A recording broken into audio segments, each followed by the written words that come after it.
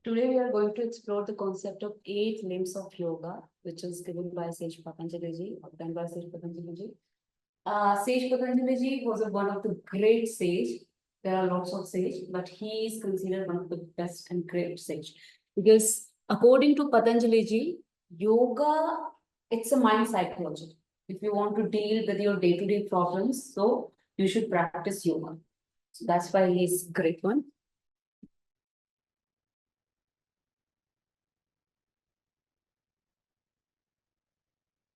This is the image of Patanjali.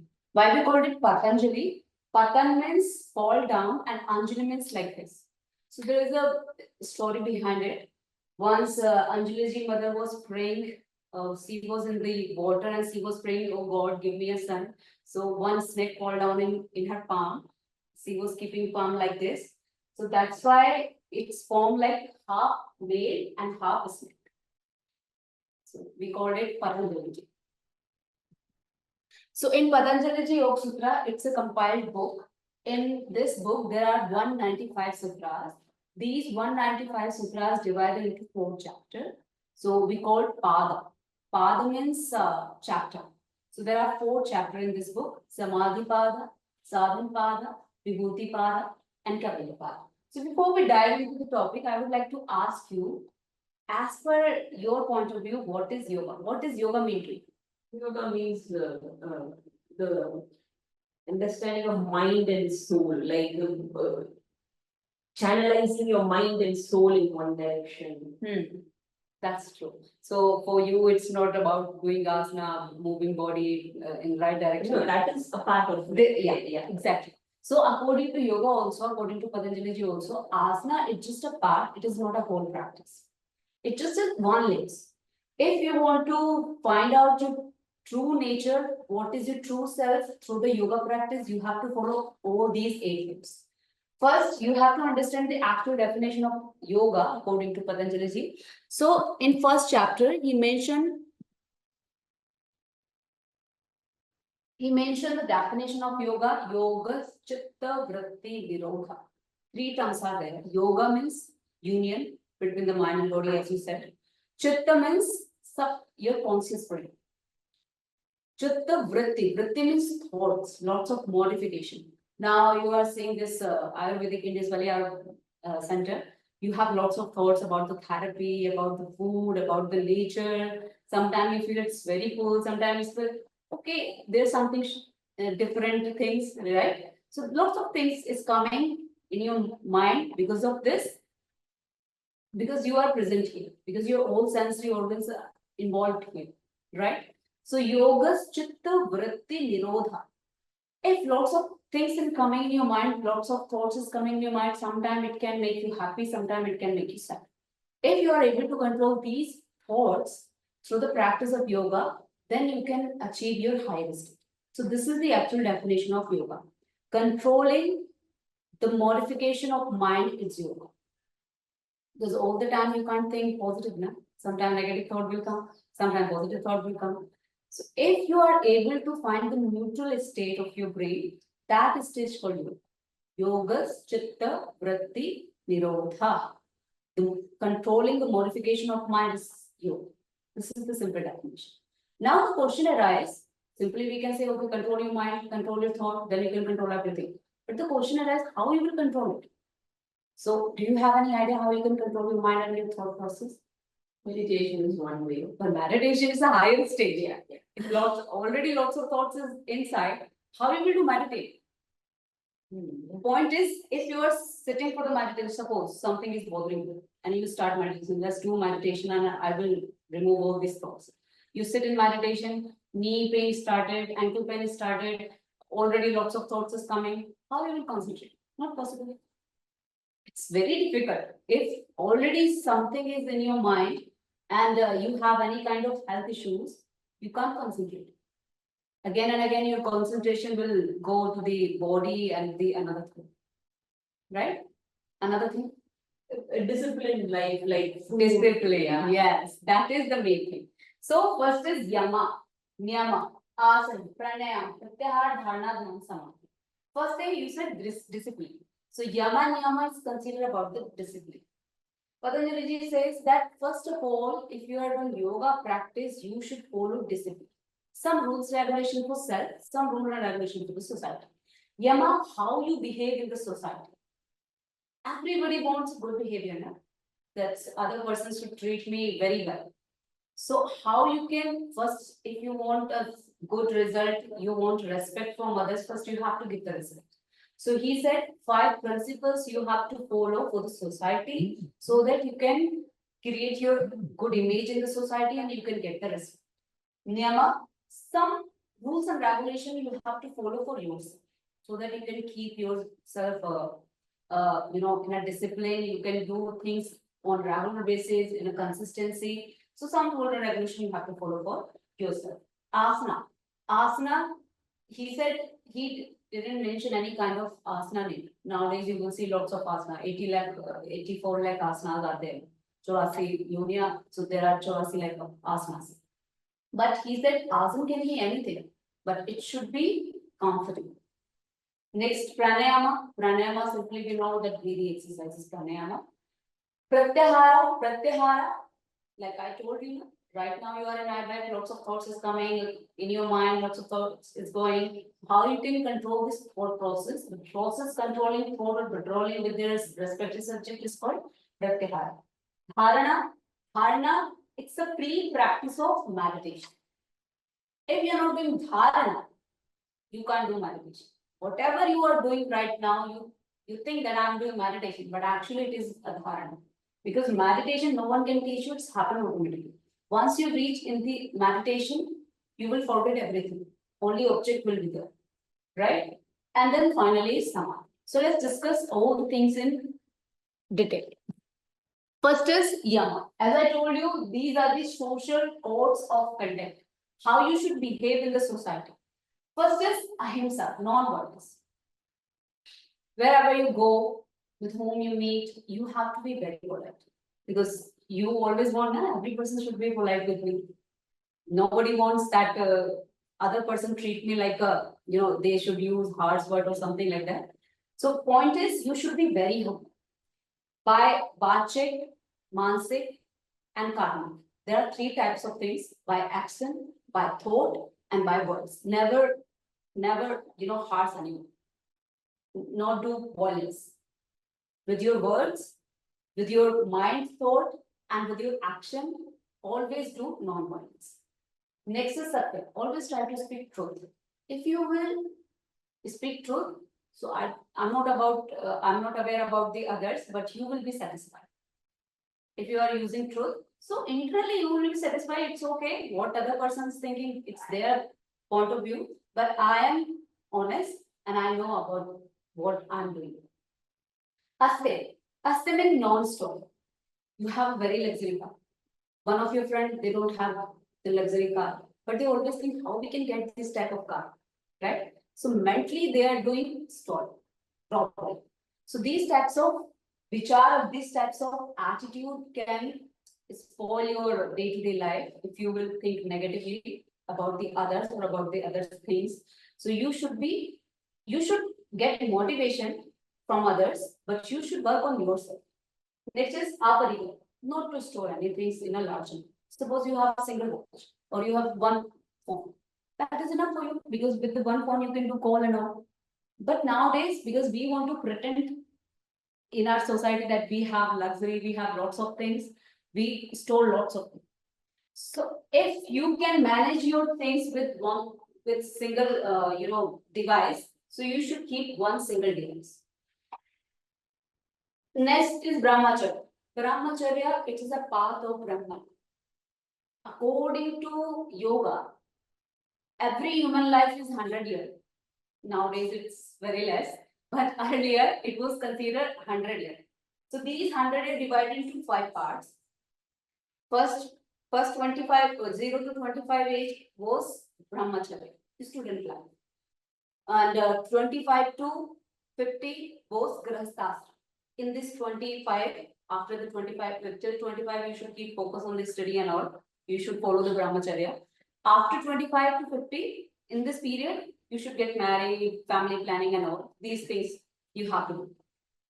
And Brahmacharya till, Grihastashram till 50. After 50, 50 to 75, you should do some social service. Because till 50, if you get married around 50 age, so automatically till 50 your children get well settled, and also you have to keep focus on the society or service. Then finally, from 75 to 100, you should do self-sadhana, that is called sannyas. But nowadays life period is very short. You never know what will happen tomorrow. So you have to follow all these things simultaneously. Sometime if you have something to share with the society so that you can help the society with your words, with your action, if you are a yoga teacher, so by doing yoga poses, by teaching them yoga poses, you can help them. So in this way, you can follow all these things. So these 5 things, 5 principles you have to follow if you want to move further, or if you want to know what is your truth. These first principles. This is the first one you have to follow. Immediately don't start the yoga asana practice. First follow all these things, then you can start yoga practice. Second steps is niyama. Niyama means rules regulation for self. You should, every person have some rules and regulation, some boundaries. So you should have some specific rule and regulation which you should follow on regular basis. First one is social. So cleanliness, it is here, they are not talking about the physical cleanliness, taking shower, cleaning teeth and all. Here they are talking about the mental cleaning, how you can clean your whole process. Suppose you have lots of money, you are living a luxurious life, but your thought process is very different. You always think negative about the other person. So this is not good. It's not only harming the other person, it is harming yourself also. If you are thinking negative about the other person, lots of negative hormones will create in your body, right? So your thought pattern should be correct. And now the question arises, how you can improve the thought process? Through the good reading, good company, because company play a very important role. Whatever type, what type of friend you have, it will give the impact in your life. So these things you have to take care of. Next is santosha. Santosh means whatever you are doing, maybe you are in IT profession or you are in some different profession, you should be satisfied with your profession. There are lots of people, they are earning a lot, but they are not satisfied with their own profession. They always compare themselves with the others, that this profession is good. I should be in this profession, right? This is not good.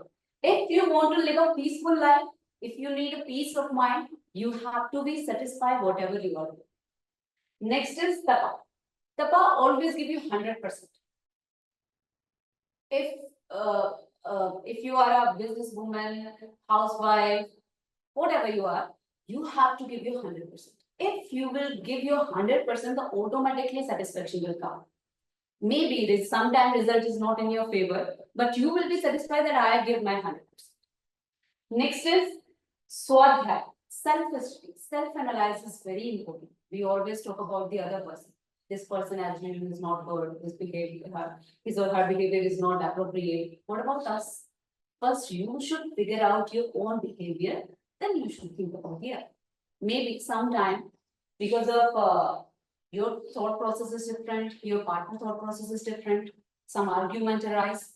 So that evening you should analyze what was the reasons why this argument so high. If you will think about this, so automatically next time if the same situation will come, you can handle it first. So this is the one type of swadhyaya. Another swadhyaya is reading good book, Ramayana, Mahabharata, scripture. These types of reading will give you strength. They will teach you how you can handle your day-to-day problems, how you can deal with the different types of stresses. Nowadays, there are different types of stress. How you can deal with this unexpected problems, unexpected situation. So you should do scripture reading. Next is Ishwar Prani. Suppose you are doing everything, whatever you can. You are giving your 100%. You are very satisfied with your profession. You are doing everything that it's my duty on that sense. But what about still if you're not getting the result? That if you are giving your 100% and result in your favor, sometimes you will feel, very unconscious now that what is happening with me. I'm giving my 100%, still result is not in my favor. So that time, if result is not in your favor and you give your 100%, you have to surrender to the God. Because you already did whatever you can, right? If still you are not getting the favorable result, then you have to surrender to the God.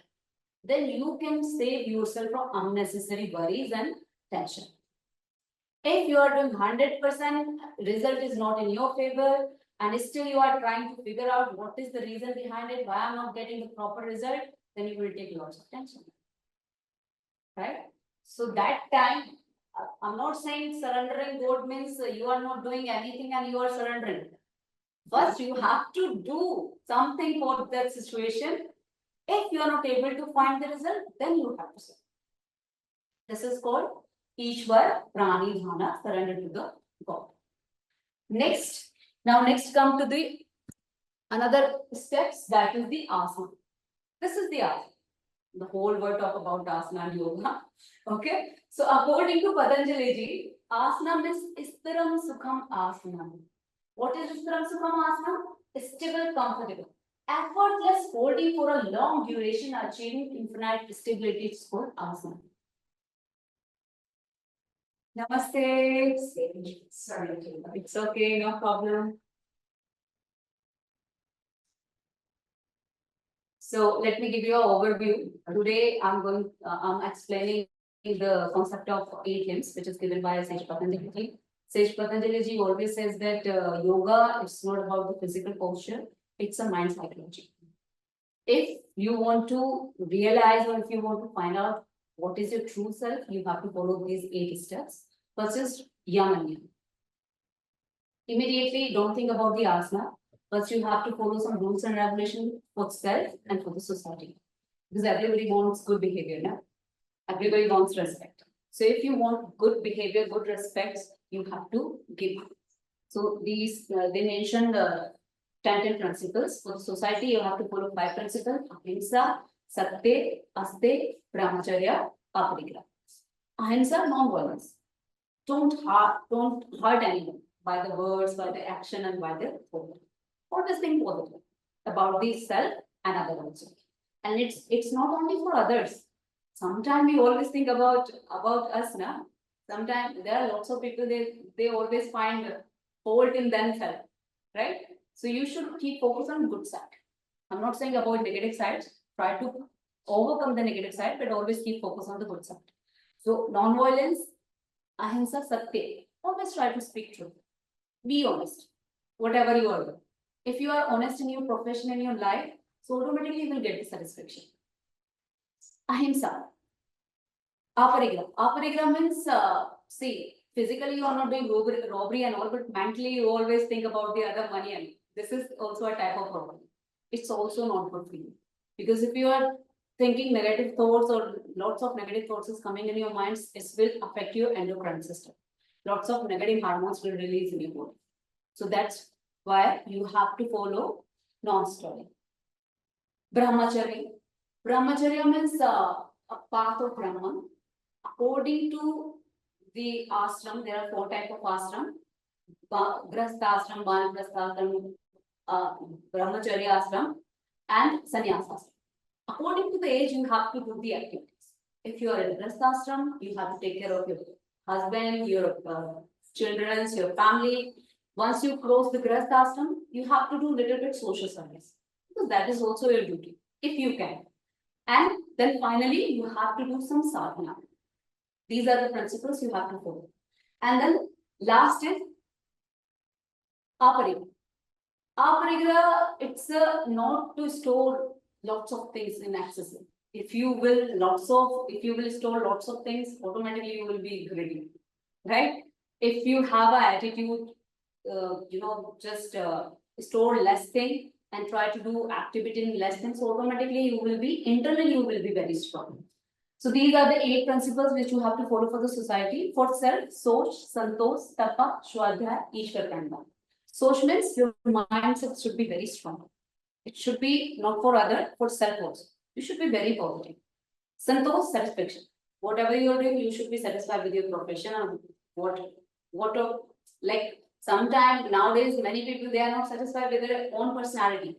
They always compare with other. She is more beautiful, she has a color, she has a good height. No, there are lots of things.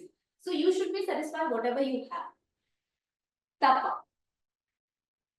Whatever you are doing, your IT profession, you are in business, you are in selling department, you should try to give your 100%.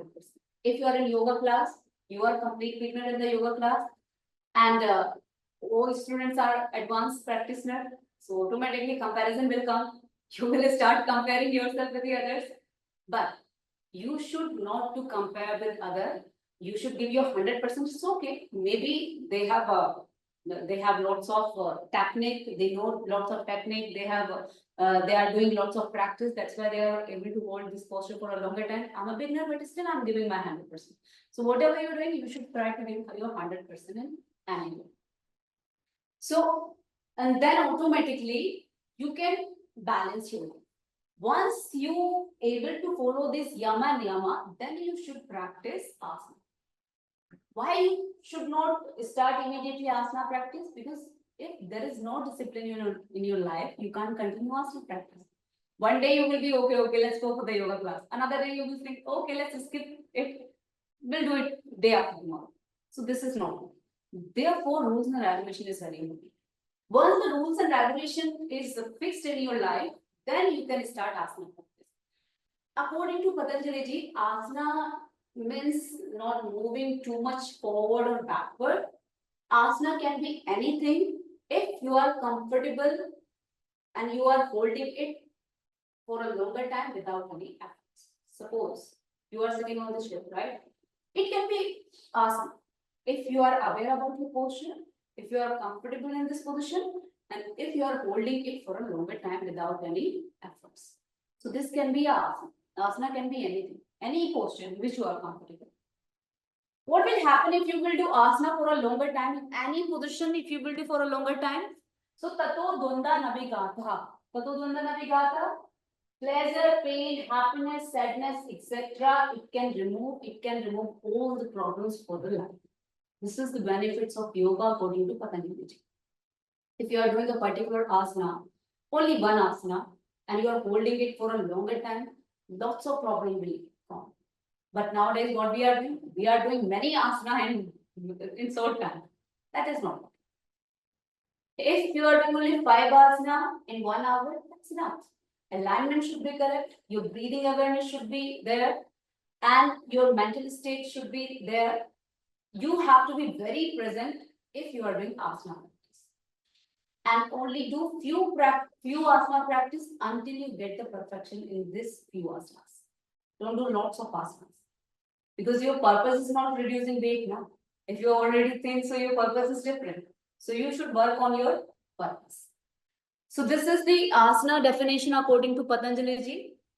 What is the another benefits of asana? If you will do asana on regular basis, only few asana, then you are doing with the proper alignments, your body will be fit for the pranayama. Because if you are immediately you start the pranayama practice, but when there is a back issue, you are not able to sit taller because there is no strength in your back. Okay, how you will do pranayama? Pranayama flow will disturb, nadi will disrupt, lots of complication will come. So first of all, you should do practice so that you can prepare yourself for pranayama, breathing exercise. What is pranayama? Tasmin sati swasa praswasa yoga vicheda pranayama. It's a complete Sanskrit definition that we explain. So tasmin sati, continuous inhalation and exhalation. So now my question is continuous exhalation and inhalation you are still doing. What is the difference in pranayama and your normal breathing? Focusing on the breath. Yes, awareness, consciousness. All the time we are doing breathing. We can't survive without breath. But if you are doing breathing with the consciousness, that's called pranayama. So awareness is very important. So continuous inhalation and exhalation with retention, it's called pranayama. So after the asana, pranayama is the cancellation of the inhalation and exhalation. It's a rhythm. Pranayama actually, it's a Sanskrit word. It's a combination of two words. Prana. Prana means vital force or life force. And ayam means expand.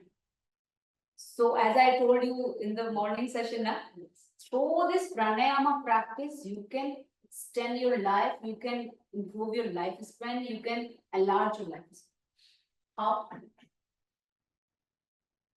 Because your breaths are basically the longer and the slower the breath, the longer the life. Yes, the slower the breath, the longer the life. If your breath is slow, automatically you will live long. For example, dog breath is very fast. He live on only 12 years. And crocodile breath is very slow. He live too much. His lifespan is very low. Similarly, if you will do deep breathing or breathing exercise, you will live longer. Your What life do you mean by small breath? What are you trying to say? small breaths. Right now, I'm doing small breath. Within 1 minute, I'm Shallow breath? yeah, a small breath. Automatically, breathe is coming and is going. This is the small breath. Shallow. Shallow breath. It does become shallow when it's small. Yeah. But they say we should take deep breaths. Deep breath, because in deep breath you are taking time now. You are taking time, proper maximum oxygen will go inside. It will heal your organs. Your blood will get proper oxygenated blood.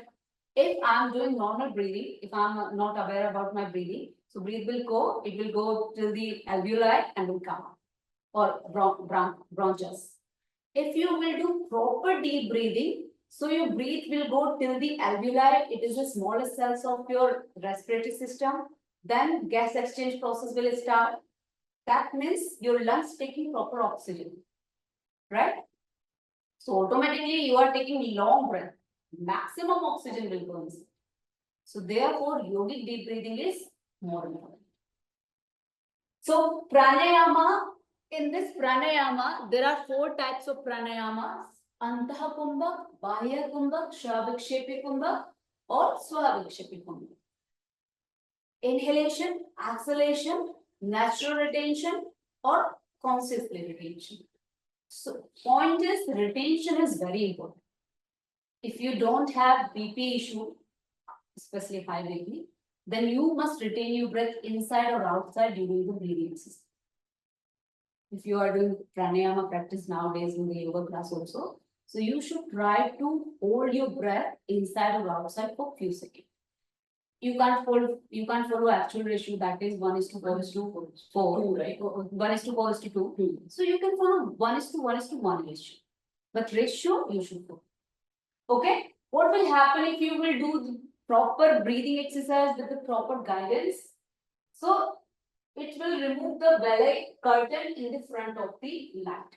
So nowadays we have lots of confusion, lots of things are there. If you will do pranayama, it's not only biologically, it's strengthening your all organs, but psychologically, it will remove the curtain of the, this Maya, the society. This should be mine and this should be mine. It will remove the curtain of all these things. Then you will get the clarity in your life. Another result of the pranayama, it's make you fit for the dharana. As I told you, immediately you can't start meditation. Until unless your body is not strong, your breathing pattern is not correct, you can't focus on the meditation.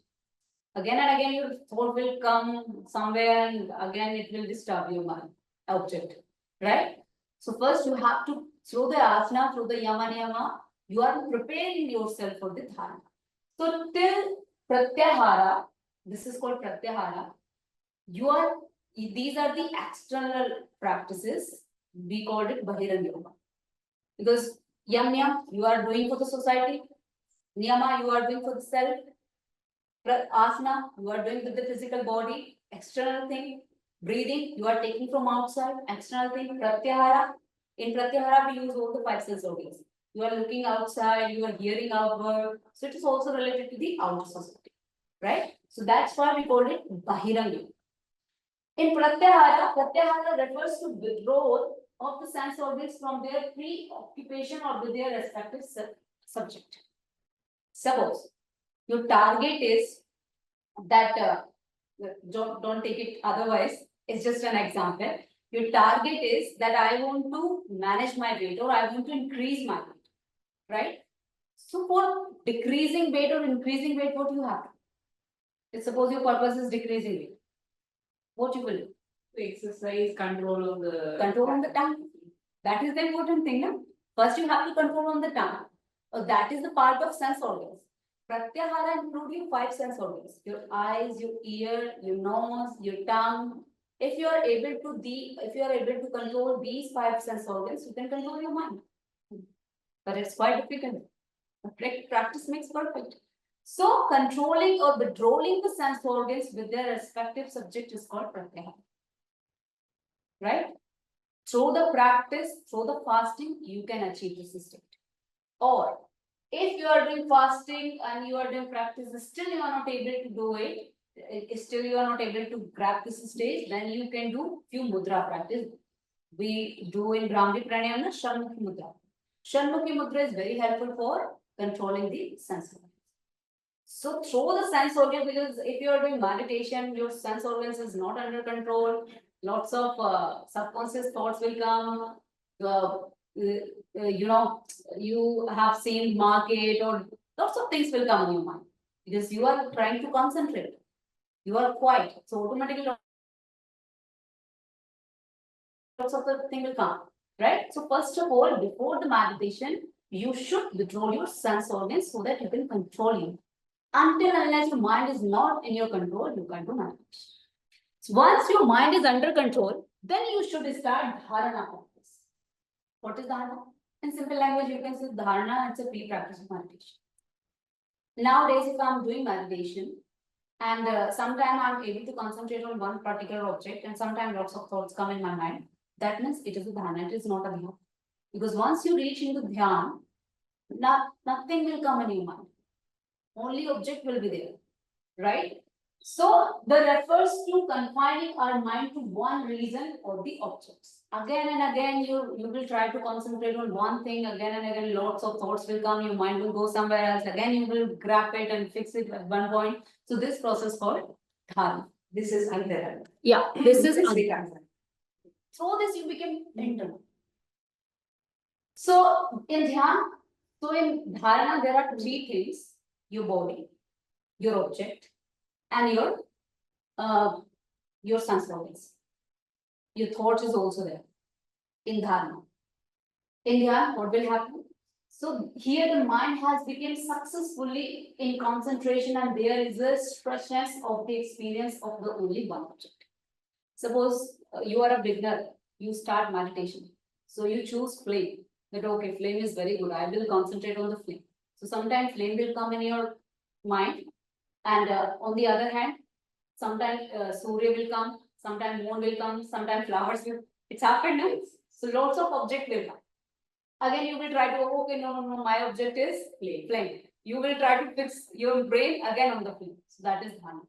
In dhyana, here, once you stage in this stage, once you reach to this stage, only one object will fix.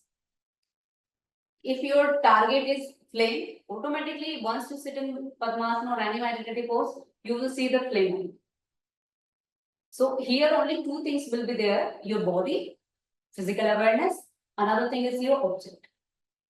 And what is the difference in dharana and dhyana? Dharana you can do by the yoga structure guidance, but dhyana, it's happening automatically. No one can teach it. It's a natural process. Therefore, every person dhyana experience is different. Right? Next is samadhi. Once you achieve dhyana state, then your actual internal journey will start. For the normal person, dhyana is the highest stage. But for the sage or for the yogi, their actual journey starts after the dhyana. So spiritual absorptions, there is the state of the meditation wherein the self nature of the meditator is as if not there, and only the object of the meditation shine. The point is, in dharana, there are 3 things: your physical awareness, lots of object, and sense organs, thoughts. In dhyan, only 2 things are there: main your physical awareness, another thing is object. In samadhi, only one thing will be there, that is the object. nothing else. So have you heard about that? That person goes in samadhi and he die or something like that.